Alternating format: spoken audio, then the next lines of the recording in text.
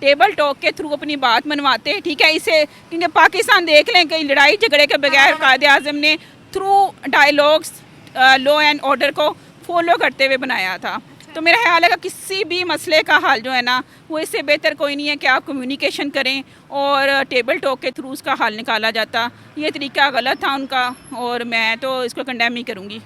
मेरा ख्याल है जो कुर्बानी देते हैं उनको याद रखना चाहिए और उनको रिवार्ड मिलना चाहिए, ठीक है। जिन्होंने अपनी जानें दी, शहादत पाई, अगर हम इस चीज़ को नहीं लेके चलेंगे ना तो लोग कुर्बानी देना छोड़ देंगे, ठीक है।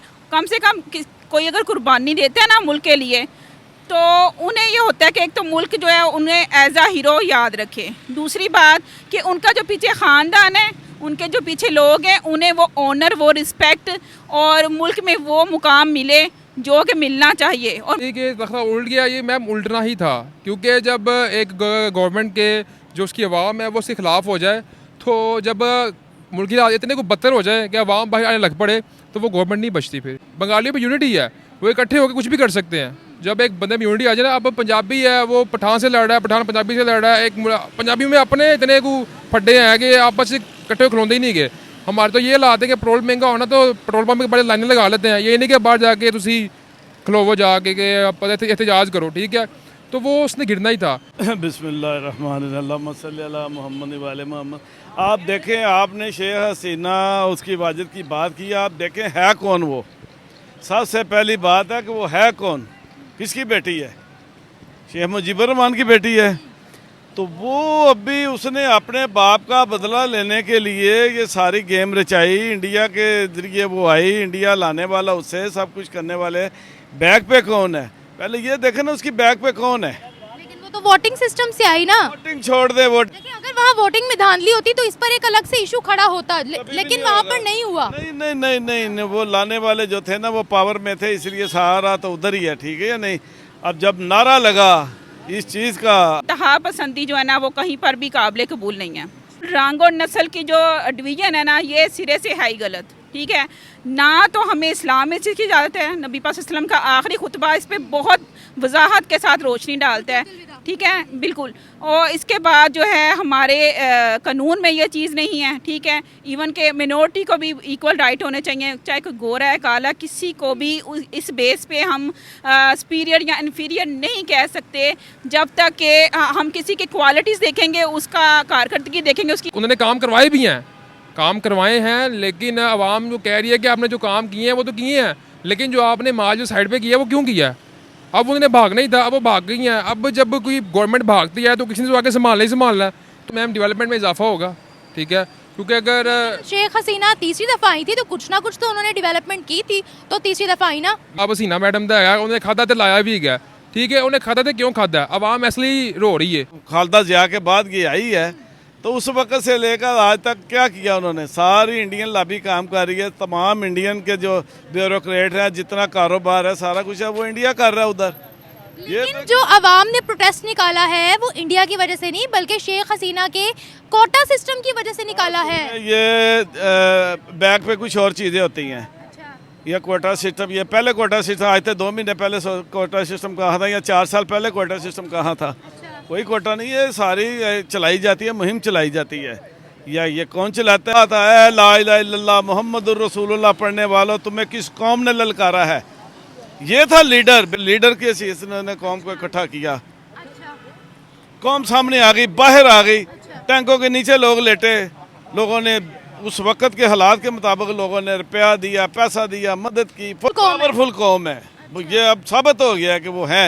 तो आज वो भागने पे मजबूर हो गया है। अब आप मेरी अपनी बहन को लेकर भागी है। सुन ले, मैंने जो बातें की हैं वो साबित कर रही हैं कि वो इंडिया की लॉबी पे काम कर रही थी। इंडिया की अभी इंडिया का जिक्र नहीं हो रहा ना, उनका तो जो कोटा सिस्टम के वो खिलाफ थे। सुन ले, कोटा सिस्टम तो उनको जब मिलेगा ना, जब वो कोई अभी अस्सलामुअलैकुम व्यूवर्स, मैं आपकी होस्ट निम्रा, आप देख रहे हैं मेरा और आपका यूट्यूब चैनल। दोस्तों, एक खबर सामने आ रही है, तमाम main stream media channels cover कर रहे हैं, दुनिया भर का मीडिया इस खबर को कवर कर रहा है कि आज बांग्लादेश की प्राइम मिनिस्टर शेख हसीना ने रिज़ाइन कर दिया है।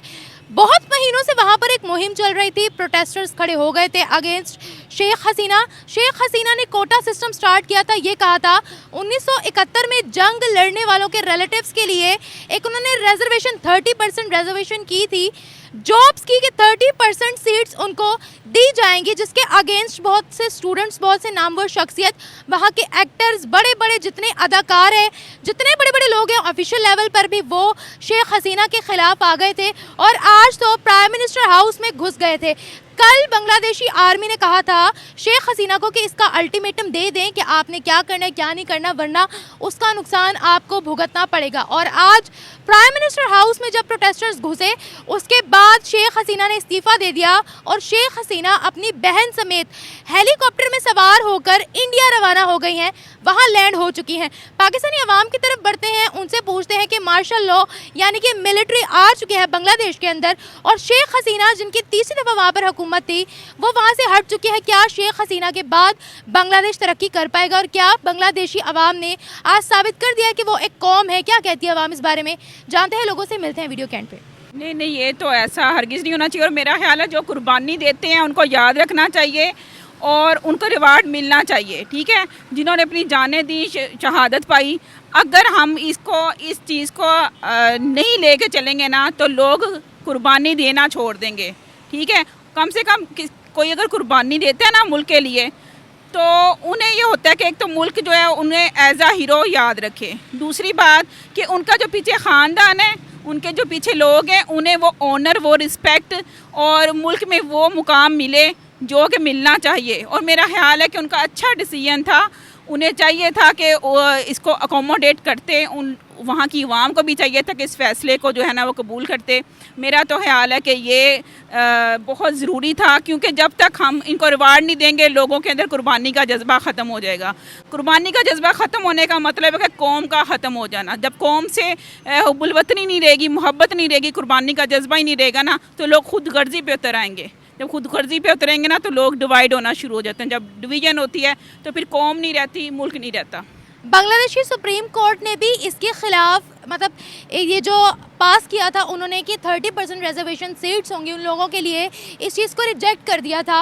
उसके बाद हमने देखा कि काफ़ी से लोग, काफ़ी पॉपुलर उनके एक्टर, एक्ट्रेसेस, जितने भी लोग थे काफ़ी पॉपुलर, उन्होंने आकर सोशल मीडिया पर प्रोटेस्टर्स का साथ दिया कि यहाँ पर नाइंसाफ़ी हो रही है और आज शेख हसीना का जो है वो तख्ता उल्ट गया।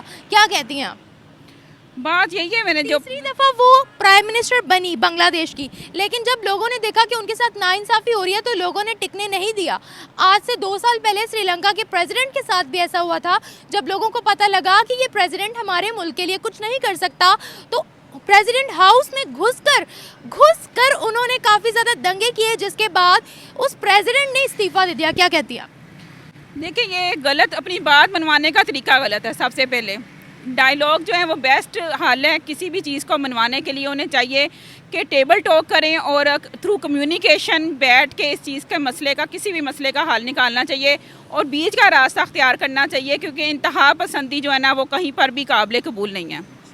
लेकिन अगर टेबल टॉक से बात नहीं हो रही थी और अगर उनके मसले नहीं सुलझ रहे थे, फिर ये टेबल टॉक से अगर बात नहीं हो रही थी उनकी, तो मेरा ख्याल है कि कुछ उनकी मानी जाती, कुछ अपनी मनवाई जाती, ठीक है ना। वो बात जो फेयर थी, जो लॉ एंड ऑर्डर के अकॉर्डिंग थी, उसको एक्सेप्ट किया जाता और जो इसके अगेंस्ट थी उसको रिजेक्ट किया जाता। बांग्लादेश के अंदर इस वक्त काफ़ी ज़्यादा जश्न मनाया जा रहा है, मिलिट्री टेक ओवर हो गया है बांग्लादेश के अंदर और शेख हसीना जो है वो भागकर इंडिया चली गई हैं। क्या कहती हैं आप?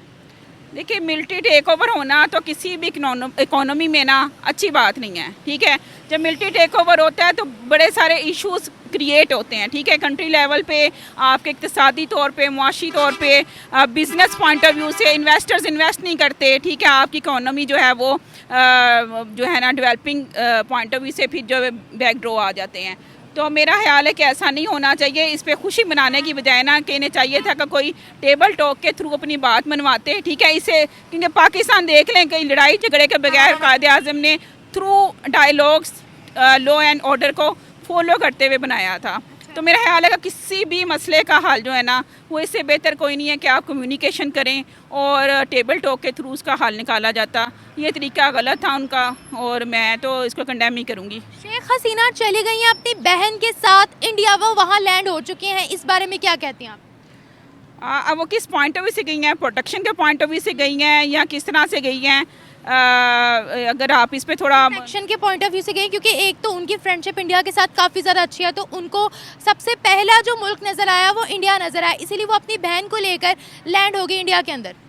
तो मेरा ख्याल है कि मुस्लिम कंट्री को चाहिए कि बजाय इसके कि इंडिया उन्हें प्रोटेक्शन दे रहा है, हमें प्रोटेक्शन देना चाहिए था उन्हें, क्योंकि जो पाकिस्तानी हैं वो हम मुस्लिम भी हैं, ठीक है ना। तो मुस्लिम बेस पे भी, और ये बांग्लादेश पहले पाकिस्तान का हिस्सा भी रहा है, ठीक है, और हमारे नेबर्स भी हैं, तो हमारी टर्म्स एंड कंडीशन उनके साथ इंडिया की निस्बत ज़्यादा अच्छी होनी चाहिए थी। उस बेचारी पे मतलब ऐसे हालात पैदा हो गए कि वो हमसे ज़्यादा ट्रस्ट इंडिया पे कर रही है।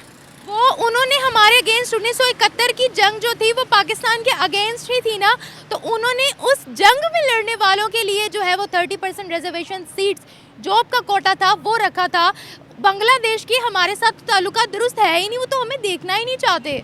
जी जी बिल्कुल दुरुस्त कह रही हैं आप। ये बगावत जब 1971 में हुई थी, उस बगावत की बेस पर जो है पाकिस्तान से बांग्लादेश सेपरेट हो गया था, और इसमें बांग्लादेशियों ने इंडिया और बांग्लादेश की मिली भगत से सब कुछ हुआ था। रंग और नस्ल की जो डिवीज़न है ना, ये सिरे से है ही गलत, ठीक है ना। तो हमें इस्लाम में इसकी इजाज़त है, नबी पाक सल्लल्लाहु अलैहि वसल्लम का आखिरी खुतबा इस पर बहुत वजाहत के साथ रोशनी डालता है, ठीक है बिल्कुल।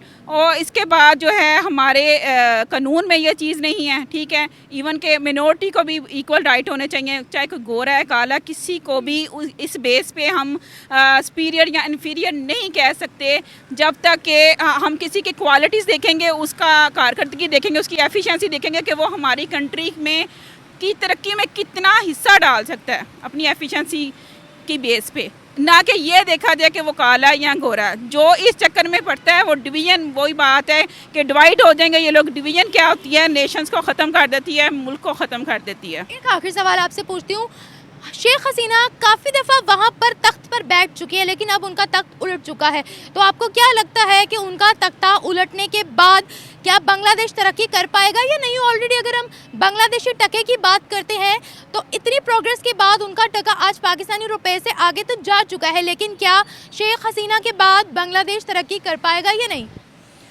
देखिए, शेख हसीना ना तो दुनिया की आखिरी खातून है, ठीक है, और ना ही पहली वो खातून है कि जो वहाँ पे हुकूमत कर चुकी हैं। इसलिए ये नहीं कह सकते कि वो अगर नहीं है तो मुल्क नहीं चल सकता। किसी के होने ना होने से ना दुनिया रुकती है ना काम रुकता है। हाँ, सवाल ये पैदा होता है कि जो नेक्स्ट आए वो कितना सिंसियर है अपनी कौम के साथ, अपनी नेशन के साथ। ये उसकी सिंसियरिटी पे, उसकी एफिशिएंसी पे डिपेंड करता है, ना कि हसीना के होने या ना होने पे डिपेंड करता है। Thank you so much. Ma'am देखिए, शेख हसीना जो उन्होंने जो ये काम किया है ये सरासर गलत है। अब ये लाजिम तो नहीं है कि जिन्होंने 1971 की जंग में हिस्सा लिया है तो उन्हीं को सीटें दी जाएँ। देखिए, मुल्क तो सबका है ना, वतन सबका होता है, ठीक है। लाजिम नहीं है कि अब जो जिन्होंने कारकर्दगी जो पास्ट में दिखाई हुई सिर्फ उनको दिया जाए। जो अभी प्रेजेंट में रह रहे हैं उनका भी हक उतना ही बनता है, ठीक है, चाहे वो बाद में आए हैं। और बात रही कि तख्ता उल्ट गया, ये मैम उल्टना ही था, क्योंकि जब एक गवर्नमेंट के जो उसकी अवाम है वो उसके खिलाफ हो जाए, तो जब मुल्क की हालत इतने को बदतर हो जाए कि अवाम बाहर आने लग पड़े, तो वो गवर्नमेंट नहीं बचती फिर, ठीक है। ये पाकिस्तानी को ही सबर है कि जो पाकिस्तानी चुप घर बैठे हुए हैं, क्योंकि यूनिटी नहीं ना है, बंगालियों में यूनिटी है, वो इकट्ठे होकर कुछ भी कर सकते हैं। जब एक बंदे में यूनिटी आ जाए ना, अब पंजाबी है वो पठान से लड़ रहा है, पठान पंजाबी से लड़ रहा है, एक पंजाबी में अपने इतने को फड्डे हैं कि आपस में इकट्ठे खिलौते ही नहीं गए। हमारे तो ये हालात है कि पेट्रोल महंगा होना तो पेट्रोल पंप के बड़े लाइनें लगा लेते हैं, ये नहीं कि बाहर जाके तुसी खलोवो जाके कि एहतजाज करो, ठीक है। तो वो उसने गिरना ही था, मिलिट्री ने आना ही आना था। और मेरे ख्याल से बांग्लादेश की जो अवाम है अब शायद ज़्यादा तरक्की कर पाए, मेरे ख्याल से ज़्यादा तरक्की होगी क्या? ज़्यादा तरक्की होगी क्योंकि मिलिट्री आ गई है, ठीक है। आप पाकिस्तान के पास देखें, ठीक है, पाकिस्तान ने अगर कोई तरक्की की है ना लास्ट, तो वो जो मार्शल लॉज है उन्हीं में की है।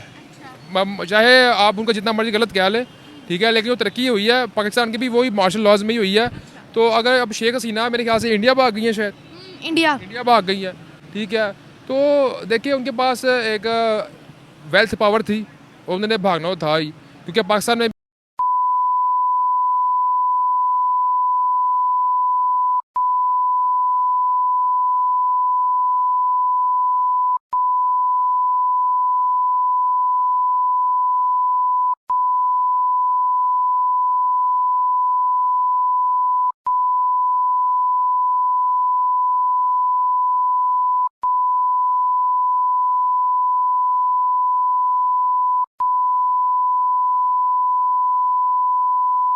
यहाँ पे ऐसे केस खत्म किए कि वापस भी आ गए हैं, अब कोई इनको मसला भी नहीं हो रहा, ठीक है। लेकिन 5 साल वो यहाँ पे आए नहीं, ठीक है। अब यही हालात मेरे ख्याल से शेख हसीना मैम के होंगे, अब उन्होंने वही रहना है। आप मुझे ये बताएगा कि उनके खिलाफ काफ़ी ज़्यादा लोग हो गए थे, तो आप देखिए कि उनकी यूनिटी इतनी है कि आज शेख हसीना को उन्होंने गिरा दिया है। अब मुझे यहाँ पर ये बताएगा कि अगर हम शेख हसीना की बात करते हैं, वो अपनी बहन को लेकर सबसे पहले गई हैं इंडिया, इस बारे में क्या कहते हैं आप? मैम देखिए, जब एक मुल्क एक बंदे के खिलाफ हुए थे ना, या वहाँ की जो जुडिशल है वो एक बंदे के खिलाफ होती है, बंदा भागता ही है, ठीक है। आपको मैंने पहले मिसाल दी है, हमारे यहाँ एक बंदा भागा था, ठीक है, वो भागा ही रहा है, ठीक है। ये भी अब भागी रहेंगी जब तक मार्शल लगा रहेगा। मिलिट्री जब वो थक जाएगी मुल्क संभालते, फिर वो वापस बुलाएगी कि आयो संभाल लो आगे। बांग्लादेश के अंदर इस वक्त सेलिब्रेशंस चल रही हैं। आज से 2 साल पहले हमने देखा कि श्रीलंका के अंदर वो अपने प्रेसिडेंट से इतना तंग थे कि प्रेसिडेंट हाउस में घुसकर मारा, ऐसे ही है। और उनके प्रेसिडेंट को इस्तीफा देना पड़ गया। क्या कौमें ऐसे ही बनती हैं? कौमें ऐसी ही बनती हैं मैम, कौमें बनती यूनिटी के साथ, ठीक है। अगर पाकिस्तान में यूनिटी होती तो शायद पाकिस्तान भी अब तक ना कहीं पहुंच चुका होता, ठीक है। और कह लेंगे पाकिस्तान के बेचारे के ना यार हालात ही बड़े ख़राब ने, क्योंकि ना बंदे सही लब्बे, ना बंदे आप भी सही नहीं गए, ठीक है। तो वो कहते हैं ना कि जैसी कौम वैसा उसका हुक्मरान होगा, तो जिसका जहाँ पे फुदू लगा है वो वहाँ पे लगा रहा है। बांग्लादेश की टका आज पाकिस्तानी रुपयों से आगे बढ़ गया है। अब शेख हसीना के जाने के बाद आपको क्या लगता है कितनी डेवलपमेंट वहाँ हो सकती है? मेरे ख्याल से मैम डेवलपमेंट में इजाफा होगा, ठीक है, क्योंकि अगर शेख हसीना तीसरी दफा आई थी तो कुछ ना कुछ तो उन्होंने डेवलपमेंट की थी, तो तीसरी दफा आई ना। मैडम देखें, यही हालात ना पाकिस्तान के हैं। लोग कहते हैं कि उन्हें खादा है तो उन्हें लाया भी है, ठीक है। यही हिसाब हसीना मैडम का है, उन्हें खादा तो लाया भी गया, ठीक है। उन्हें खादा तो क्यों खादा है? अवाम इसलिए रो रही है। नहीं, अवाम तो जॉब्स के सिलसिले में रो रही है ना। वो कह रही थी कि हाँ, वही मैं बात कर रहा हूँ ना, जॉब के सिलसिले में रो रही है। उन्होंने जो उनके जो क्या नाम है, क्या कहते हैं उसको, सहूलियात हैं, वो ज़्यादा उनको देने प्रेफर कर रही थी जिन्होंने 1971 में दी। बाकी वहाँ बेटर सी के सानू भी दियो, यही गल सी ना मेन। तो मेन यही बात है को, हाँ जी, यही बात मैं आपसे कर रहा हूँ कि जो हमारे जो आपको यहीं से मिसाल मिल जाएगी, ठीक है, कि अगर उन्होंने काम करवाए भी हैं, काम करवाए हैं, लेकिन आवाम जो कह रही है कि आपने जो काम किए हैं वो तो किए हैं, लेकिन जो आपने माल जो साइड पे किया है वो क्यों किया है? अब उन्होंने भागना ही था, अब वो भाग गई हैं। अब जब कोई गवर्नमेंट भागती है तो किसी ने तो आके संभालना ही संभालना है, तो सीधी बात है पीछे मिलिट्री बचती है, तो मिलिट्री ने आकर अपना मार्शल लगा दिया। अब यही सूरत वहाँ चल रही है। अब मेरे ख्याल से डेवलपमेंट ज़्यादा होगी, कम तो नहीं होगी वहाँ पे। देखते हैं कि क्या होता है। Thank you. बिस्मिल्लाहिर्रहमानिर्रहीम सल्ली अला मोहम्मद वाले मोहम्मद। आप देखें, आपने शेख हसीना उसकी इबादत की बात की, आप देखें है कौन वो। सबसे पहली बात है कि वो है कौन, किसकी बेटी है? शेख मुजीबुर रहमान की बेटी है। तो वो अभी उसने अपने बाप का बदला लेने के लिए ये सारी गेम रचाई। इंडिया के ज़रिए वो आई, इंडिया लाने वाला उससे, सब कुछ करने वाले। बैक पे कौन है? पहले ये देखें ना, उसकी बैक पे कौन है।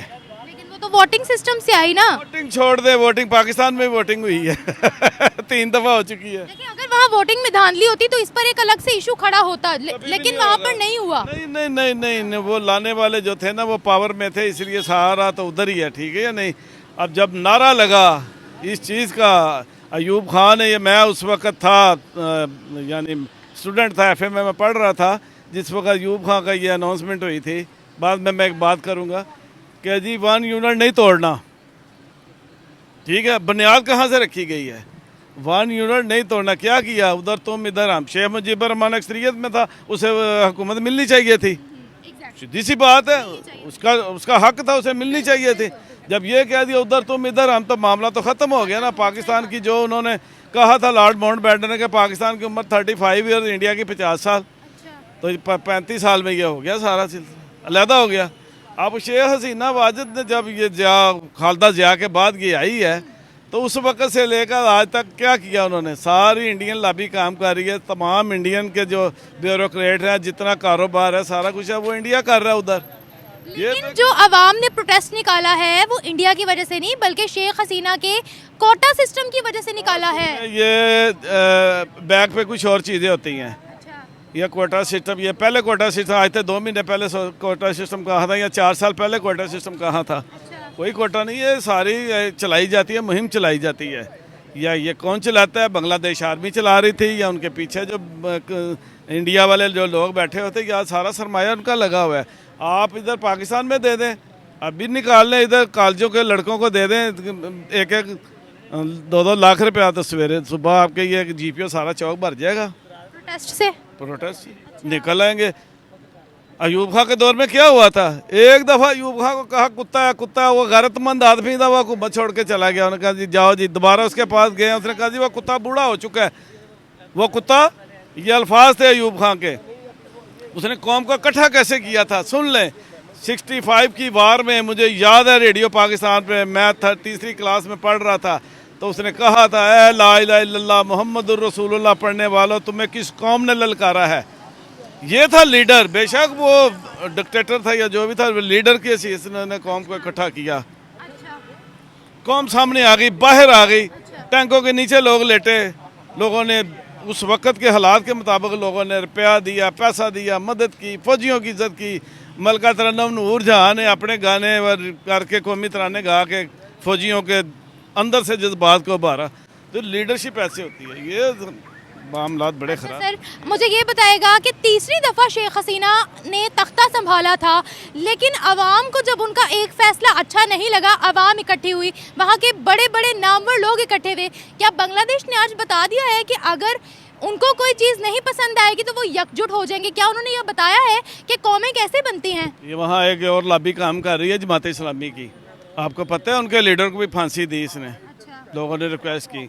तो जब कौम निकलती है, देखें बात सुने, जब कौम निकलती है, कौम जब शऊर आता है तो फिर कौमें बाहर निकलती हैं अपना हक लेने के लिए, फिर कौमें बाहर निकलती हैं।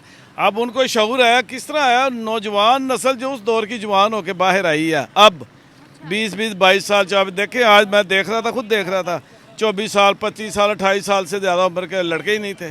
तो वो तो कौम आएगी, निकलेगी, उभारेगी, निकलेगी, उभरेगी, और वो जज्बात अपने लेके बाहर निकलेंगे, अपना हक मांगने के लिए निकलेंगे। अच्छा, तो उन्होंने बता दिया ना कि हम पावरफुल कौम है। ये अब साबित हो गया कि वो है, तो आज वो भागने पे मजबूर हो गया है। अब आप मेरी अपनी बहन को लेकर भागी है। सुन ले, मैंने जो बातें की हैं वो साबित कर रही हैं कि वो इंडिया की लॉबी पे काम कर रही थी। इंडिया की अभी इंडिया का जिक्र नहीं हो रहा ना, उनका तो जो कोटा सिस्टम के वो खिलाफ थे। सुन ले, कोटा सिस्टम तो उनको जब मिलेगा ना, जब वो कोई अभी नारे ही कोटा सिस्टम के खिलाफ लग रहे थे। आर्मी वाले ने वो जो उनका जनरल टेक ओवर हुआ है वहाँ, और वो सारी सियासी जमातों को इकट्ठा किया। इकट्ठा करने के बाद उसने उनसे राय ली है, तो राय आई है जी आप अभी टेक ओवर करें, उसके बाद आप इलेक्शन अनाउंस करें, जो आएगी अक्सरियती पार्टी उसे दे दें। अच्छा, आपको लगता है कि शेख हसीना के जाने के बाद बांग्लादेश तरक्की करेगा? देखिए बात सुने, पाकिस्तान से ज़्यादा तरक्की बांग्लादेश में अभी भी है। कराची का तमाम सरमायादार वहाँ भाग रहा है। पाकिस्तान का तमाम सरमायादार बांग्लादेश चला गया है। इधर से जितने लोग बड़े बड़े सरमायादार हैं, पैसे वाले लोग हैं, फैक्ट्री ऑनर्स हैं, जितने भी सब बांग्लादेश जा रहे हैं, श्रीलंका जा रहे हैं। इधर क्यों नहीं कारोबार चल रहा? वजह, जब तक करप्शन ख़त्म नहीं होगी इधर, उतनी देर तक मामला सही नहीं होंगे। लेकिन सर क्या अब बांग्लादेश तरक्की कर पाएगा? हाँ जी, क्यों नहीं करेगा। वहाँ अभी नई एस्टेब्लिश गवर्नमेंट आएगी, इलेक्टेड गवर्नमेंट आएगी, लोग उसको पसंद करेंगे, वो आएगी, वो करेगा तरक्की, क्यों नहीं करेगा। जाएंगे वो अपने। हमारे साथ ताल्लुकात अच्छे होंगे तब भी। चले, आपने बोला वो तो शेख मुजीब की बेटी थी, तो अब अगर कोई और आएगा क्या वो हमें पसंद करेगा? कभी भी बांग्लादेश वाले पाकिस्तान के साथ इत्तेहाद नहीं करेंगे, कभी भी नहीं करेंगे। उनके ज़हन में वो बातें बैठ चुकी हैं। अभी मेरे मुंह से वो बातें नहीं निकलवाएं, वो मुक्ति बानी वाली और वो जो कुछ इधर हुआ था ना, वो ना करवाएं, वो फिर बात किसी और तरफ चली जाएगी। तो उनके दिल में नाराजगी है? वो ही चल रही है, अभी तक वही चल रही है। जो कुछ उनके साथ 71 वार में या उस वक़्त हुआ है, वो अभी तक उनके नस्ल के जहनों में चल रही है। 7 नस्लें याद रखती हैं। इसीलिए उनमें से कोई इधर भी नहीं आता ना। क्यों आएगा वो? ऑफिशियल लेवल पर विजिट नहीं होता। विजिट नहीं होता। आप देख लें क्या करते हैं। पहले बांग्लादेश लोग चले जाते थे, वीज़े मिलते थे। अब क्या हो रहा है उधर? लोग विजिट करते हैं। यार क्या बात कर रहे हो। पाकिस्तानी पासपोर्ट को हकारत की नज़रों से दुनिया में देखा जाए। छोटे छोटे मुल्क, या थाईलैंड, सिंगापुर, मलेशिया, मैं गया हूँ 20 दफ़ा गया हूँ। सिंगापुर, थाईलैंड, मलेशिया, वो भी हकारत की नज़रों से पाकिस्तानी पासपोर्ट को देखते हैं, और बंदे के पेंटों तक, पतलूने तक, ट्राउज़र तक उतार के तलाशियाँ ले रहे हैं। ये इज्जत है पाकिस्तानी पासपोर्ट की? या किसका कसूर है? किसका कसूर है ये आप बता दें, आप समझ जाएं किसका कसूर है। सुनने वाले भी सुन रहे होंगे, समझ रहे हैं। कौम बाशऊर हो चुकी है, बड़ी तालीम आ गई है, सब कुछ आ गया। ये सिस्टम कभी ठीक नहीं होगा, पाकिस्तान में तो ठीक नहीं होगा। अल्लाह रहम करे। Thank you so much.